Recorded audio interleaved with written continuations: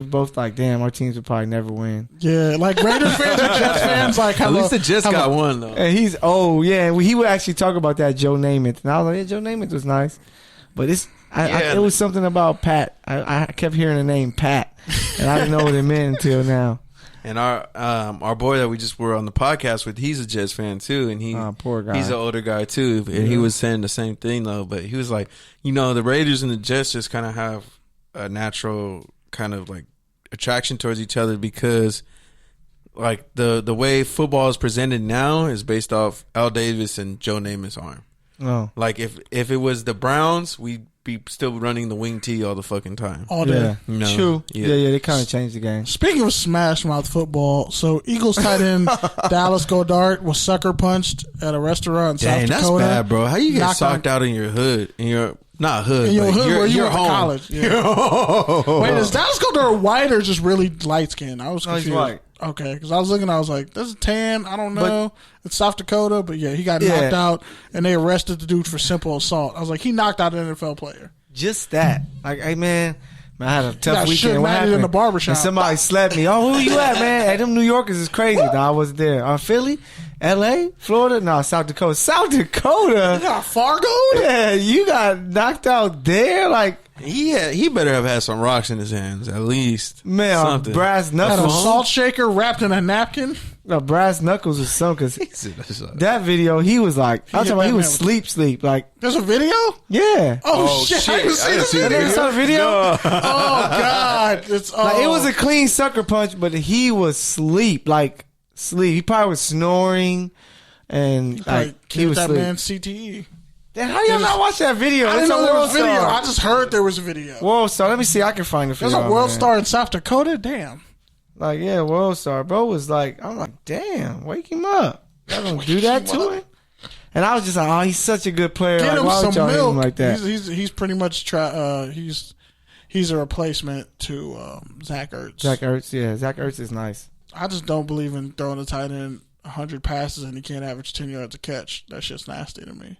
That's why I think Kelsey's better than him.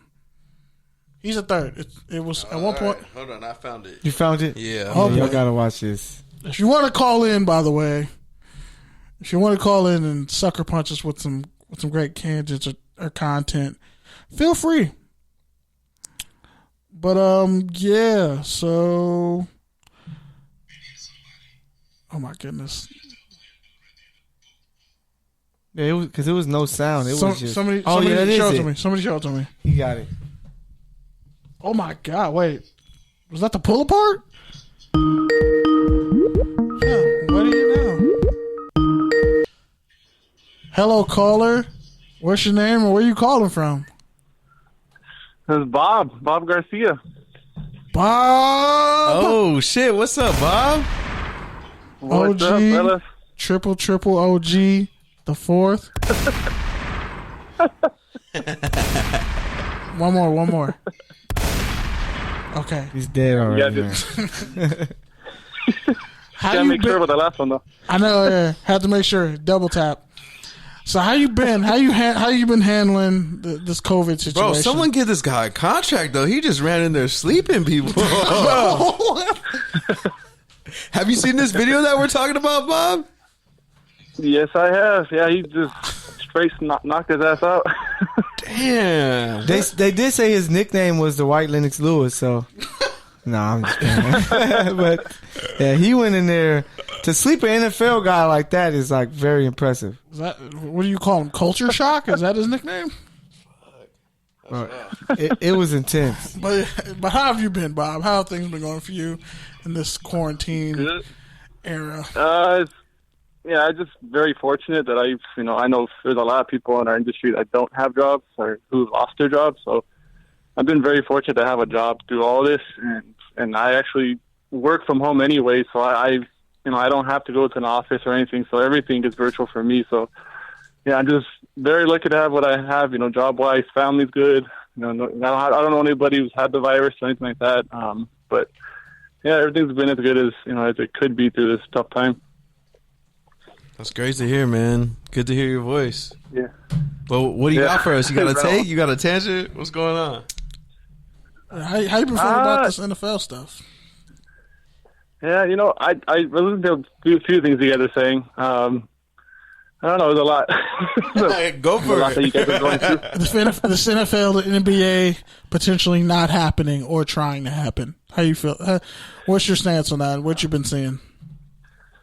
I think them going forward, they know that there's going to be a lot of players that are going to come out, testing positive for the virus, and it's already happened. A lot of NBA players the last couple of days, NFL players obviously over the last several weeks.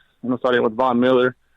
But I just feel there's going to be a lot more coming up with that. And I don't know, if there's a point where both leagues are like, as much money as is on the line, just the well-being of our players is more important. And the only thing that's not known right now is like if there's going to be a line where it's too much, it's this side on the err on the side of caution instead of the money that could potentially be there, if they do play. For me, like my whole thing about it is like if a player like Giannis or Kawhi or LeBron gets sick and has to be quarantined, like doesn't that just undercut the entire integrity of the tournament?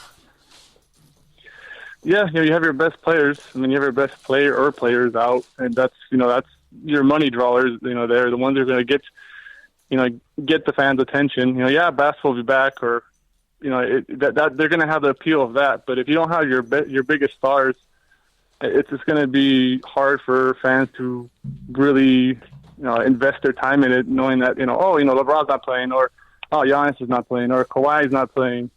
They're the best players that in, so they're not playing in the playoffs. So whoever wins, it's not really, you're going to get that competition where it's not really there's an asterisk or whatever by it that feels they like didn't the have NIT. the actual competition out there that they should be playing in a normal situation.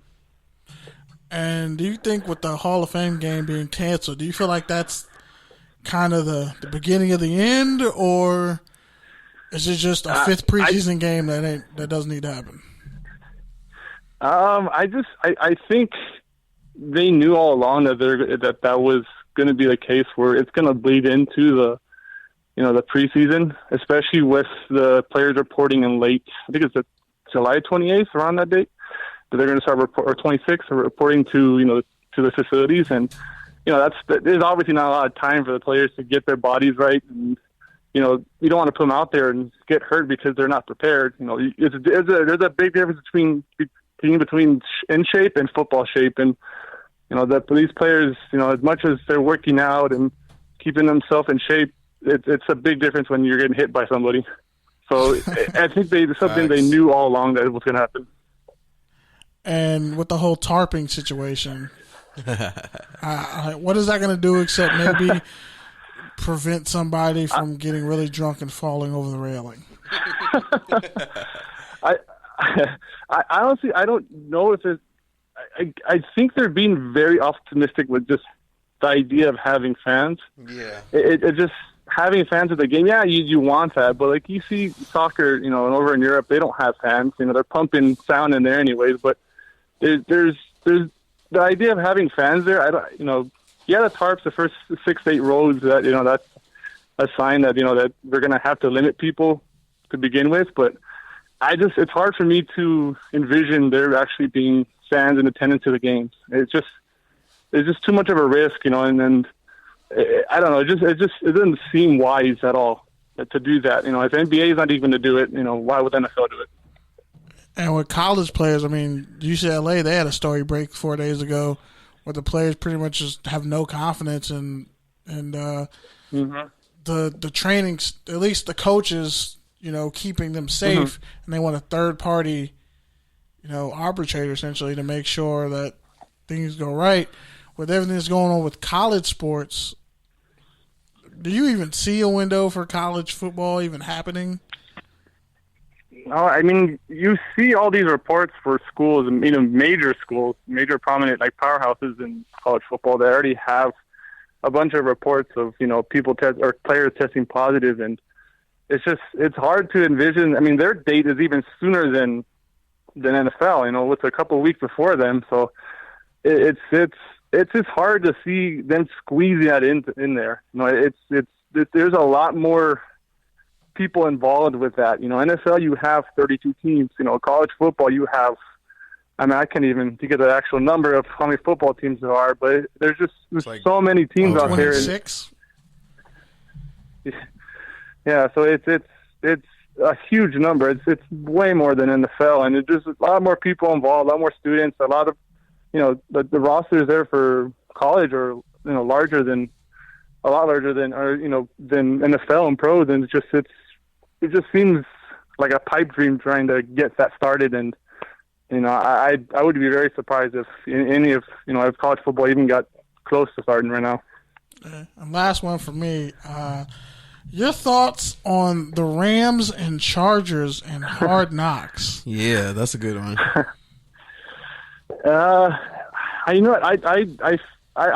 Me being, you guys know that I'm a Rams fan. Being biased, and I do want to see, the Rams can't see everything. See how Jared Goff operates, or see, more inner workings of Sean McVay. Obviously, we know his, memory and how much, people have made, publicized that. How you can remember a play from a certain game. But the Chargers, I just wish, part of the conversation that I was hearing you guys earlier was about Kaepernick and both Kaepernick and Newton, and it'd be interesting if they gave one of those guys a shot.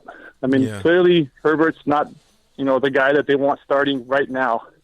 Yeah, Taylor's there, but like I feel that you can have a bridge. It's kind of a bridge situation with giving either Newton or Kaepernick a chance, at a shot at a roster spot. And I know it's Hard Knock, but like it just seems like too much of a story for them to like at least pass on, one of those guys.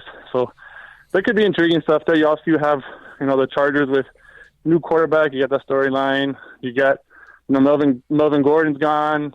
You got, you have established players there. Derwin James coming back. So the Chargers are storylines. Rams, obviously, you have no Todd Gurley. You have Cam Akers coming in, or Darrell Henderson, who's going to vie for the starting job.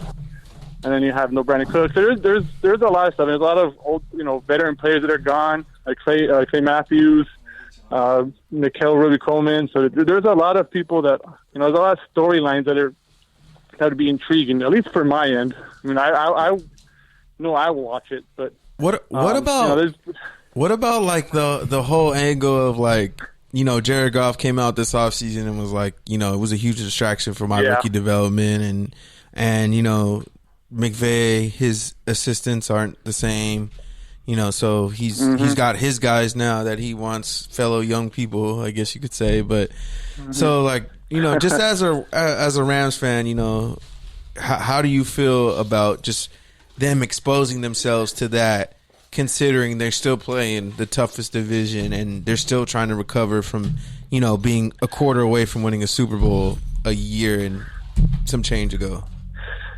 There's going to be a lot of scrutiny on Jared Goff, regardless of who's offensive coordinator, who's around him, if it's Todd Gurley or somebody else. It's just, you go to a Super Bowl and you're going to have those expectations there. It's, especially with the contract he has, even though he did be working a little bit, you're going to have those expectations and the scrutiny there. And McVay, like you said, he has, he's got a new staff in there, new offensive coordinator, working under him, and the new defensive coordinator, Woodward Phillips, gone. So you're going to have more focus on Jared Goff this time around. And they do play. I believe it's the toughest division, most balanced division.